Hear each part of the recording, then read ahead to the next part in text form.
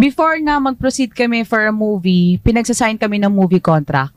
Okay. So, may 3 months, may 4 months, and 7 months. Okay. So, yung 3 months na yon, ang makukuha mo lang dun is 50,000 pesos. Per month? Sa loob ng 3 months? Oh, yes. Total na? Oo, kunyari, etong 3 months na to, nakailang movie ka.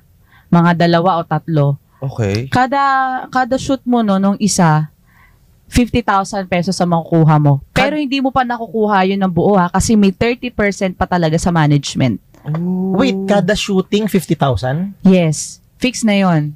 Kada isang movie. Kada isang movie, Oo, yes. kada isang movie. Kada isang movie, regardless kung ilang araw nyo shooting? Yes. Oo. Okay. Normally, ilang araw ang shootingan ng ganyan? 7 days to 6 days, kasama na rest day. Okay. Bilis lang pala. So, kung makatatlong movie ka in 3 months, that's 150,000. Yes. Okay. Tapos, nitong medyo pag nakilala ka na, magsasign ulit ng movie contract for 4 months or 7 months. Depende. depende na sa rating mo. Yes. Ano Tapos doon nag-upgrade yung rates namin. Hanggang sa umabot na kami ng 150 to 200,000. Per movie. Yes, per movie.